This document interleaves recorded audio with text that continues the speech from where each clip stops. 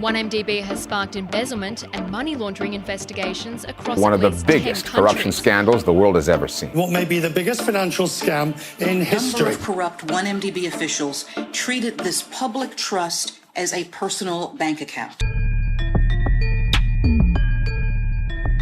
Follow us as we bring you into the courtroom where the biggest financial scandal in Malaysian history is being heard. By the Malaysian Insight, this is the Najib Razak 1MDB trial, and I'm Patrick Teo.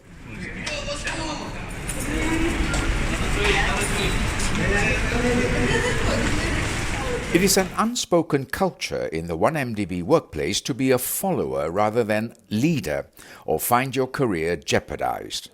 A former 1MDB CEO told the court today. Ex-Prime Minister Najib Razak, the 1MDB Advisory Board Chairman, is currently on trial for 4 counts of abuse of power and 21 counts of money laundering involving 2.28 billion ringgit in public funds. Today, we listen to the frustrations that were spilled in court.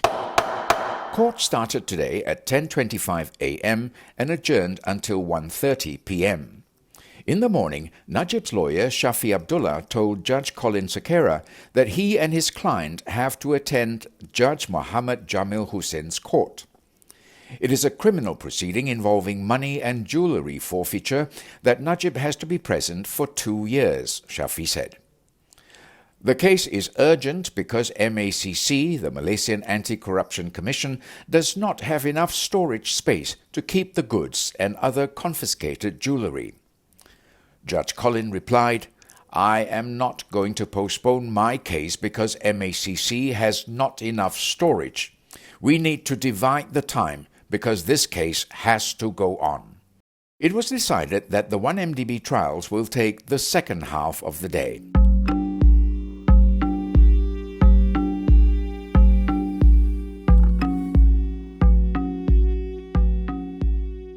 The 10th prosecution witness, former 1MDB CEO Muhammad Hazim Abdul Rahman, was on cross-examination this afternoon.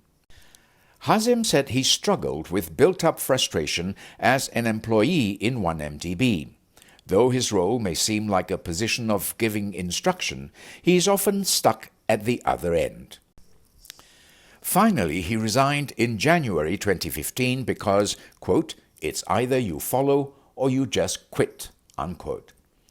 Defense counsel Wan Aizuddin Wan Muhammad questioned if someone explicitly communicated that this was the course of action or it was just Hazim's own conscience.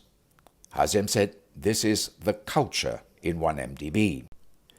Wan Aizuddin responded, "Now I am curious what was happening in 1MDB that if you don't follow the popular opinion..." Hazim cut him off by saying, "It is not the popular opinion, it is an instruction." In several occasions, Hazim said he highlighted his frustrations to Joe Low via BlackBerry Messenger and phone calls.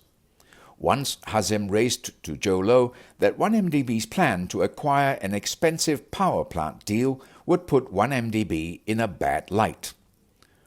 1MDB has been placed under public attack in which they have to constantly justify with words that would gain acceptance and not necessarily reality, he said. Hazim described Joe Low as a man who has many plans and that Hazim would even give a no reply out of his frustrations. During the cross-examination, Hazim also poured out that the Tun Razak Exchange project failed to have investors because of the delay in the development.